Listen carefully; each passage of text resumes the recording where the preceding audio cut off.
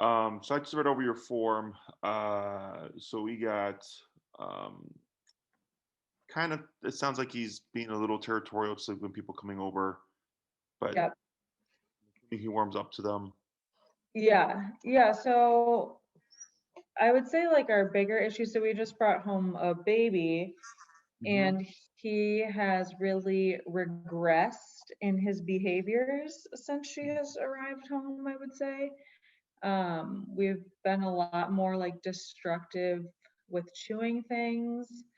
So I think like kind of like general, just like bad puppy behaviors. And then beyond that, we've now begun barking a lot with the buzzer. If he sees someone walk by, he loses it. Um, so like those types of things. And then in general, stuff that he's kind of always done, but now that he's just a little bit bigger, I think is a little I don't know if like scary is the right word, but I think it scares other people. It's like if we're at a park and someone's walking by, he will like charge the fence and bark at them. What else does he do? He Scooters, scooters, kids, skateboards, rollerblades. Not a fan. so that's Yeah, summer. that's about it. Okay, and then obviously you want to stop all that stuff. Yeah. Uh, what aside from that, like, what are your goals, or what are you looking to achieve obedience wise? Like, how much control are you trying to achieve over Bo? So I think our biggest issue is just at home. Like literally, like if you go to the bathroom for 20 seconds, he's getting into stuff. Hmm. Like we can't like you have to have your eyes on him 24/7. Um, Otherwise he's gonna be doing something. He started counter surfing, not for food, but he'll like pull off like the dish towel and like that excites him. Um, so I feel like it's been now that we have a baby and it's like I can't be and Zach can't be like everywhere at the same time. It's really hard managing him. Hmm. Um, our house doesn't really have a very good place to like keep him. Like where we lived before this, we had two gates up in a hallway, and that was like his place. Now, like his only place really is his crate, which we don't utilize during like the day unless we're leaving or at nighttime. Okay. Are you guys on work from home right now? Yeah, Zach is, and then I'm on maternity leave. Okay. Uh, are you at some point assuming that you'll be going back to work? Yeah, Yes. probably. Yeah, near future. Okay. Does Bo have any separations? Have you guys ever left them alone unattended? Yeah, no, he does not have any separation issues. Okay. Um, anything else? Oh, Bo, anything else? I don't know. Let me see. I made a list, but I think we hit them all mostly. Oh, my only other thing, he's really friendly with other dogs. We do sometimes go to like a dog park. I try not to go on like peak times, but if there's like 4 or 5 other dogs in there, we'll go. And if there is another dog that's being a little dominant, um, he will kind of get in that as well. Mhm. Like when we walk in, he's timid and kind of scared of everybody. And then once someone else starts acting dominant towards another dog, he will like kind of gang up on that other dog with that dog.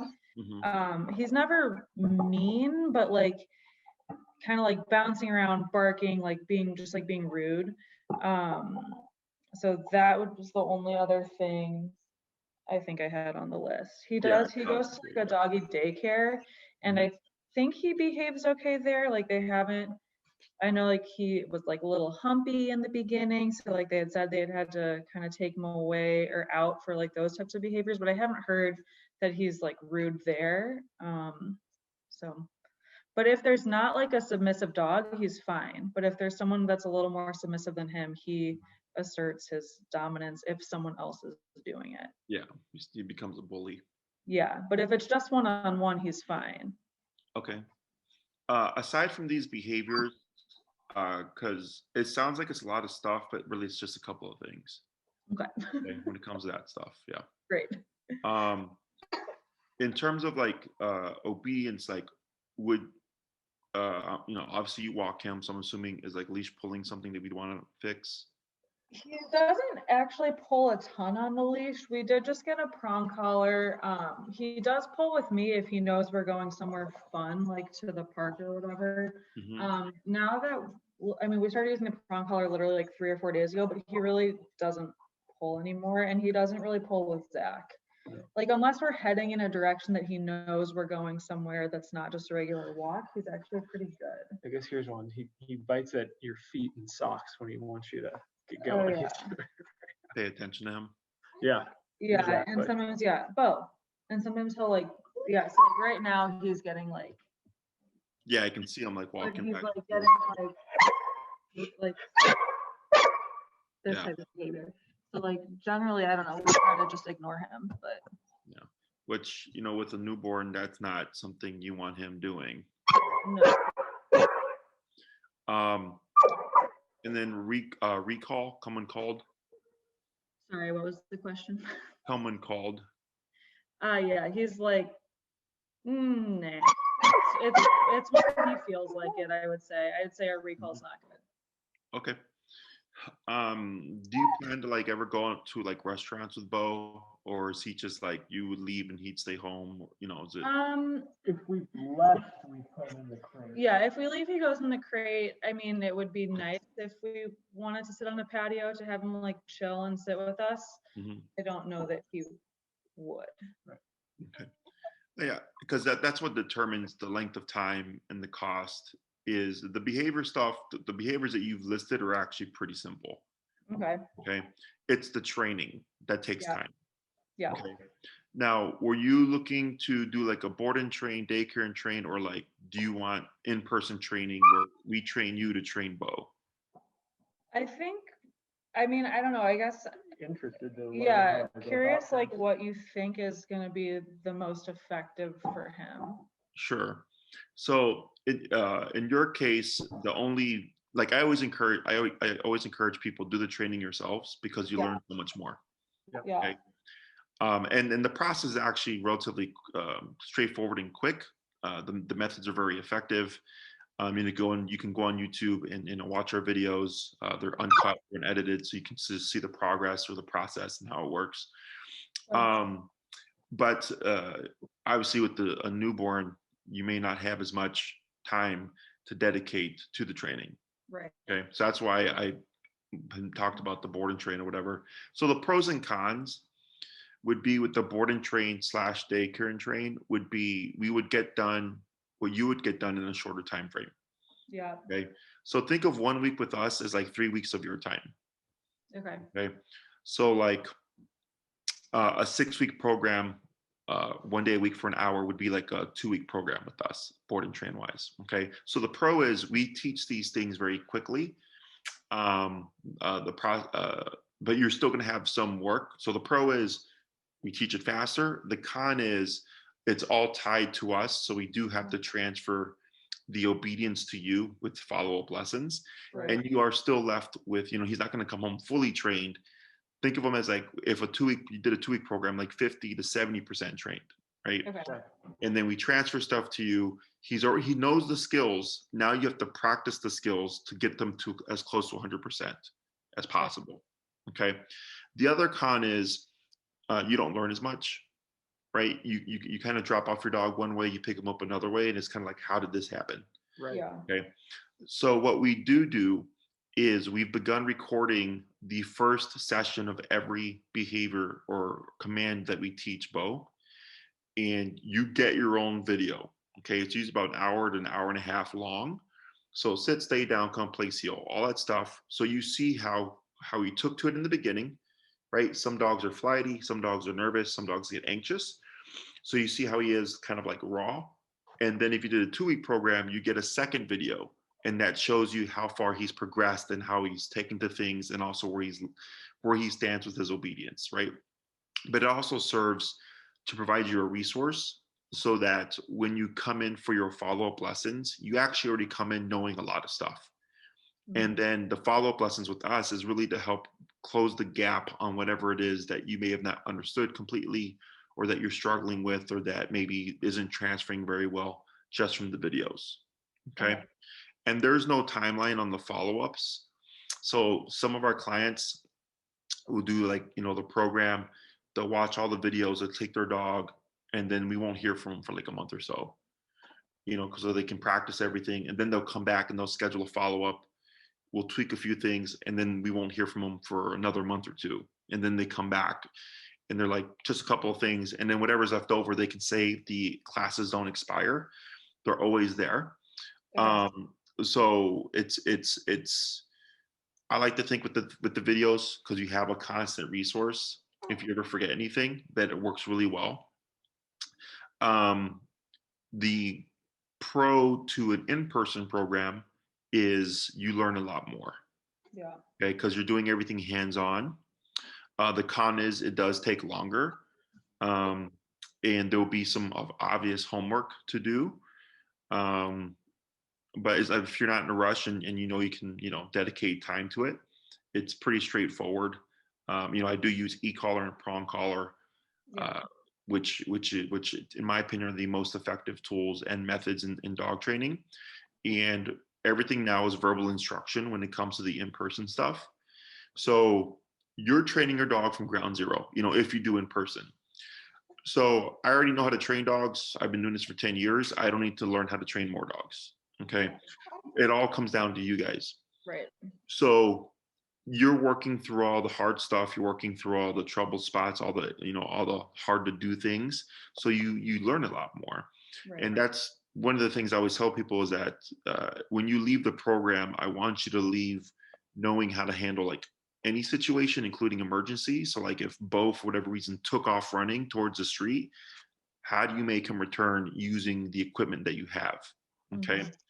So it's really up to you, because your case is pretty straightforward. The behavioral stuff that you listed here, a lot of it is just don't do that. Okay. Right. So think of obedience and behavior as two different things. Right. And then think of them as like obedience as education and behavior as morality. Okay. So obedience, sit, stay, come, math, English, science. Behavior, don't jump, don't bark, don't bite, don't lie, don't steal, don't cheat. Okay.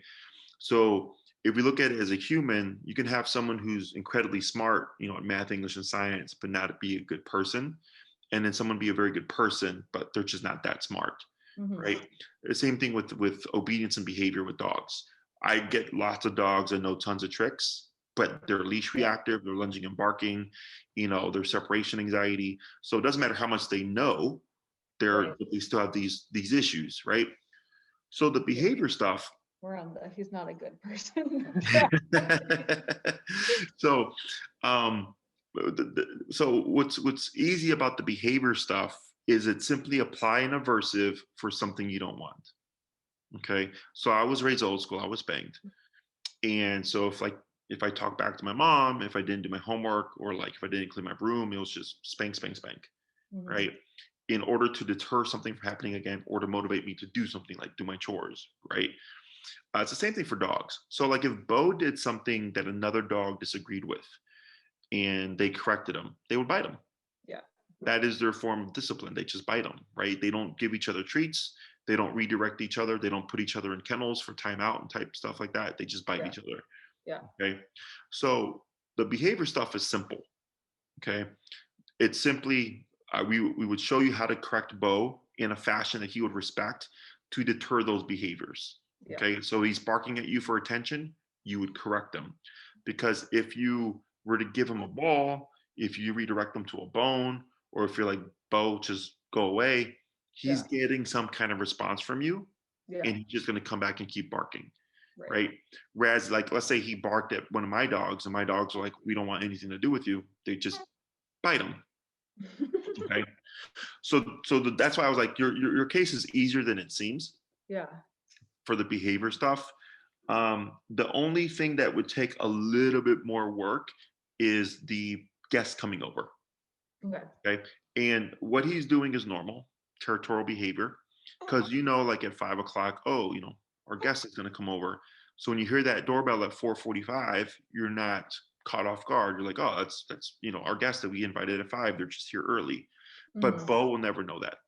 Right. Okay, Bo will always trigger because he's just like, what's going on, right? Yeah. And he's alerting you to that. So there, we would teach you how to de-escalate him, calm him Mhm. down in response to the door, but the trigger will always happen. Yeah. Okay, because again, he's not gonna become aware of like at 5 o'clock we have someone coming over. To Yeah. him, it will always be a surprise. Right. Okay. But you will have a means of calming him down and de-escalating him so that he warms up to your guest faster. Okay. All the other stuff is pretty straightforward. It's just knowing how to correct him correctly. Mhm. And that's literally like a class. We just educate you, and then you have to turn around and apply the methods. Now, we can only take you as far as you're willing to go. Right. Okay. So if we give you the approach on how to correct Bo and you're like, yeah, I'm not doing that. I don't know what you want me to do, because you're saying because like I had this happen with another client. Her dogs are fighting each other within the home, and she already tried the redirecting. She tried the treats. She tried all this stuff. And I was like, here's the answer. And she's like, yeah, I'm not doing that. I'm like, well, if you already tried everything else and you're saying no to this, then I Right. don't know what you want me to tell you. You're out of luck. Yeah. So it's then we just accept that it's going to be like that. He's just going to be that way. Okay. So that's like the biggest hurdle that I have with clients is, one, they feel bad about the e-collar because they Yeah. think they're hurting their dog, which I'll talk about. I don't feel Or when it comes to disciplining their dog, same concept. Yeah. So growing up, being spanked hurt, but my mom's intention was not to hurt me. Right. That Yeah, makes and actually when I first got him, we went to a trainer, just like we had like an in-person consult. I forget what the place is called down in the West Loop, and they used the e-collar. It was just when he was like little, so we ended up not doing anything with them, but I like wore it on my wrist or whatever, and he turned it on, and like I think we got up to like, I don't know if 30 is a thing, but like we got up like pretty high before I said like, all right, you can stop. I'm Mhm. not afraid of the e-collar. I'm ready for it. Yeah, We're ready. it's a miniaturized TENS unit. They use the technology on humans. It's just a Yeah. muscle contraction. Yeah. So question so far. I don't think so. No. In terms of like where I would place you in length of time, I'll give you your options, and then you just kind of choose what you want to do. At minimum, if you did in person, you're looking at 6 classes. Okay. Okay, 1 day a week for an hour. So I know you said he's not that big of a puller, but a lot of the issues you're dealing with are overstimulation issues. Yep. Okay, and those issues can actually, a lot of them can be resolved simply by teaching them how to walk correctly. Okay. Okay, so I teach a very strict heel. If I take 5 steps, the dog takes 5 steps. I take 3 steps, they take 3 steps. I stop, they automatically sit, and I don't care what's going on. I don't care if Okay. you're at PetSmart. I don't care if you're at the park.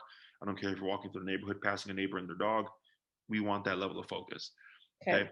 So a lot of stuff is just the dog's inability to settle or relax, or they're Yeah. needing more attention. Totally. And heel helps resolve this a lot of times. Okay. Okay.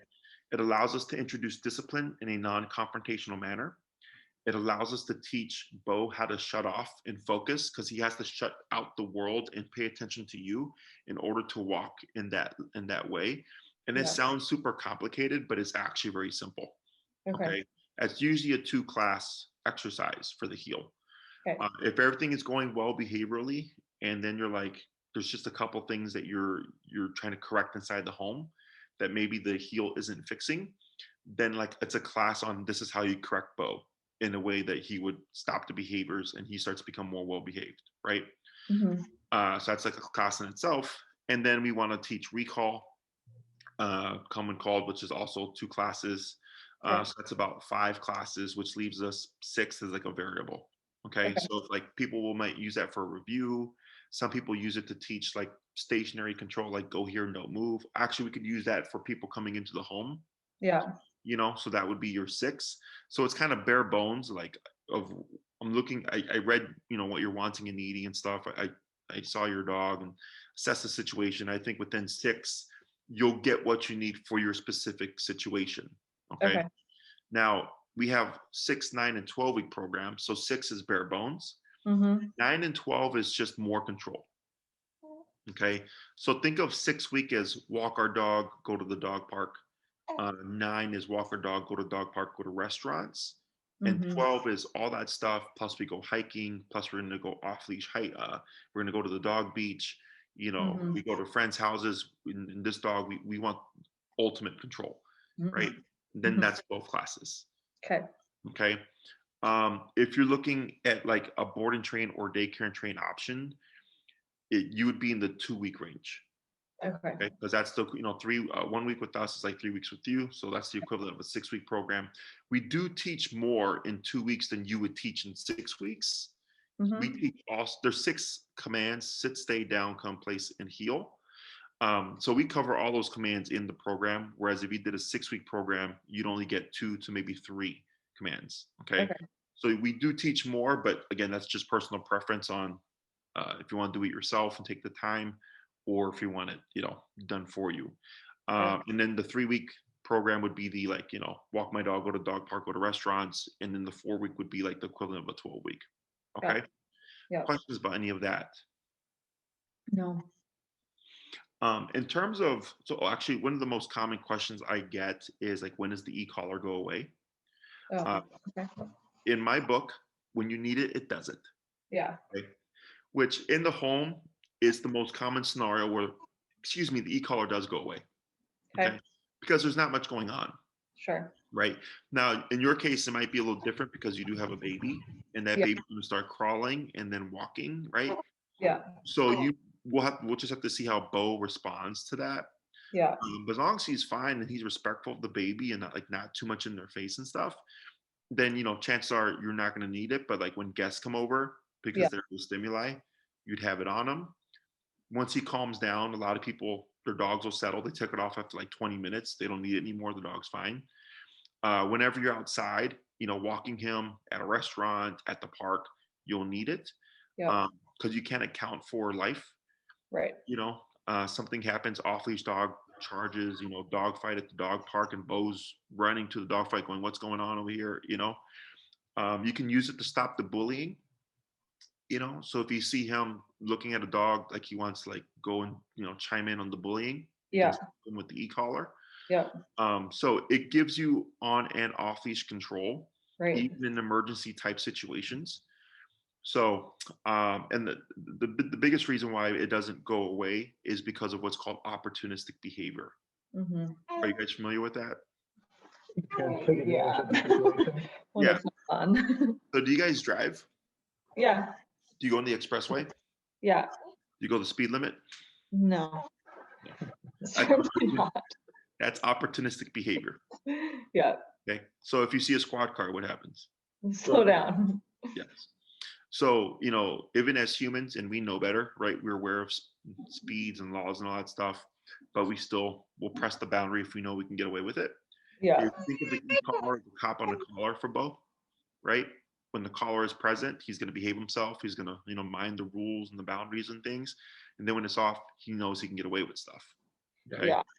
So it's nothing good or bad. It's just the way it is, has Yeah. nothing to do with my skills as a trainer or the methods or anything. It's just opportunistic behavior. Once you remove the motivator, whether it be a consequence or a reward, there's going to be a shift.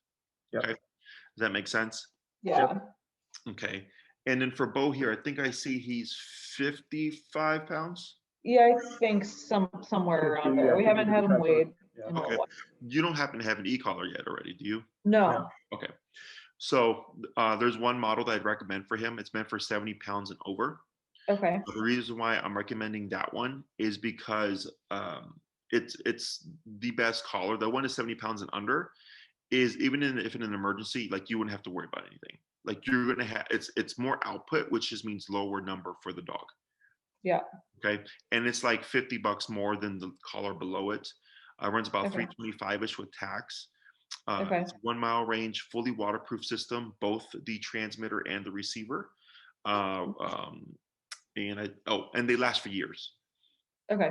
I've had mine for 8 years, no issues. Yeah. So it's an investment, but they'll last you a really long time. Okay. The most common thing that we see is the battery does die because it is a rechargeable lithium battery, just like your cell phone. So if the battery dies, you can send it into the company, they'll replace it for you, or you can go on the website and purchase a battery, I believe, and replace it yourself. It's real simple. You just screw it open, put the new battery in, close it, and then you're good to go for another few years. Cool. Okay. Okay. Any questions or concerns? No. No concerns. It's all sounding So, good. yeah, we're ready to modify his behavior for sure. So when it comes to like availability and start time, just depends on what you decide to do and what your availability is.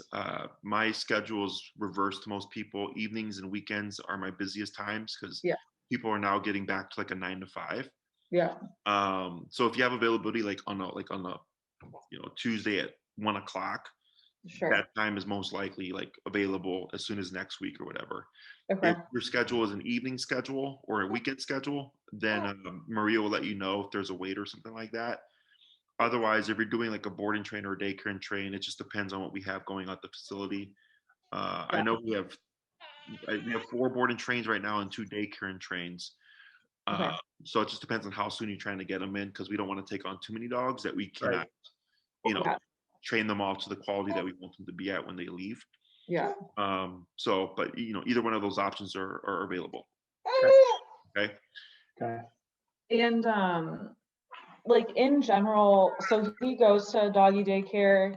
I mean, I like it. I think it's fine. Your daycare is actually closer. Like, is that something that you recommend? Like, I don't know, reading your website, it sounded like maybe a better option just because you guys are enforcing more behavioral stuff. Right. So for our clients, or even dogs that we've not trained but come on an e-collar or prong collar, we reinforce training. Mhm. It's no extra work on us. It makes our lives easier because we have dogs that are under control. Yeah. My daycare is not a free for all, which is Yeah. very common and is actually a big reason why dogs struggle with overstimulation issues. Yeah. So the day is divided up. So if the dog is trained with us or is training with us, they get play in the social group. They get treadmill time. We also do, so it's treadmill time depending on the season, or pack walks where we go out and just walk the dogs. And then they do duration work, which is they go and lay down and chill out for an hour or two while all this stuff is going on. So we have dogs training, we have puppies playing, we have the other dogs playing, and they're like, it's one huge open space. There's no nonsense, there's no barking, there's no whining. The dogs and they get also kennel time to decompress, so they're not constantly within a play group just playing all day, because that can cause issues with not being able to shut off. So Right. having the day divided up like that helps the dogs learn how to relax and not feel so like amped up. Yeah. And then for our clients, it's nice because we're reinforcing training. So there's like, what would happen with Bo is if he continued to go to his daycare, is you wouldn't lose any training, okay? Because he would just learn, if I go to daycare, I can be a brat and do all this crazy. Mhm. But as soon as I'm with mom and dad, I have to behave. Yeah. Right. But with us, we just keep it uniform. The same rules with us as it's going to be with you. Yep. Okay. So that's just personal preference. We've had dogs from other neighboring daycares that trained with us, and then just they came to ours because of all the structure and the reinforcement. So Yeah. yes, that's an option for you. Okay. One other question I had is that we are going to Florida for a month, like March 20th to April 20th. And the question is, and maybe it sounds like it probably doesn't matter, is like taking him with us a better idea versus him going to like a boarding for 2 weeks and going to my parents for 2 weeks? Like, I don't know if it affects his behavior. Maybe it doesn't, since he sounds like he's just rude. No. If like, let's say you did in person and you had to you did 3 classes, it's not going to inhibit your training, because you could just continue as while you're in Florida or whatever. Like, I have 2 clients right now. One did 2 classes and they're leaving to Florida for a month, and another one did 6 classes and they're leaving for like a week for like a road trip. and we just taught as much stuff, and they're just taking breaks. And I said, practice as much as possible in this time frame. So when you Yeah. come back, we just teach more if you're doing in person. Otherwise, you can use it as an opportunity to also just do like a board and train, Right. you know. And I would, if you do like 2 weeks with your parents and then 2 weeks as a boarding, I would Yeah. do the parents first, Right. then the board and train, Yeah. so that when you come back, it's a pickup Yeah. and everything is consistent. Right. So yeah, Okay. either option is fine. It's just whatever works for you. Okay. That sounds good. Have you been extra busy since being in the New York Times? My mom sent me, so she was one who told me about you, and then I think I had called Maria. Is it Maria? Yes. And she was like, okay, we're very busy. These are like the 2 times we have available. And then I think the next day my mom sent me that New York Times article. And I was like, no wonder he's so busy. Actually, as soon as 21 hit, January, so typically we average on about 20-ish consultation requests, and we book about 10 to 15 a month. Mm-hmm. And then in January, we had like 40 to 50 requests. Wow. Same thing for February. I think it's more so because we started recording everything. And I think I'm one of the only trainers that's actually still doing in person. Mm, A lot of people are doing Zoom and online stuff. yeah. But now it's all verbal instruction, and all the videos are on YouTube, so people can actually see the methods and see that they work. Yeah. I think that's the biggest thing, is now that 21 hit and everything Interesting. kind of, you know, going back to normal, Yeah. is now it's caused like an influx because of all that stuff that we did in 2020 with the footage and the recording of everything. Oh, that's cool. And then, you know, New York Times didn't hurt either. Yeah. I'm But I sure. like to think it's because they busted my ass. So I'm sure. Absolutely. That's why you got in the New York Times. yeah. Yeah. I'm sure with all the pandemic puppies, people are like, oh shit. Like, which is kind of how we're feeling. Yes, it was nice because there was no dogs in shelters, for a Absolutely. bit and stuff. But separation anxiety is a big thing that's been cropping up.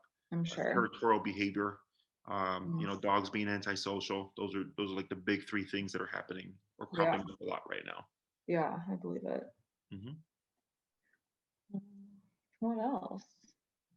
Yeah, so I guess it's just a matter of deciding which route we want to take. Yeah.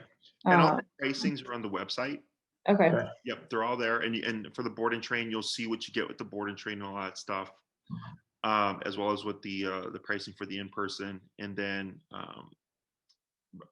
if you don't hear from Maria for like a day or 2, it's because she's just trying to keep up with everybody. Totally. But if you know what you want, you make a decision, you haven't heard from her, you can just turn around and email her and say like, hey Maria, we'd like, this, and then she'll get you in the queue and try to get you in, as quickly as possible. Okay, cool. Okay.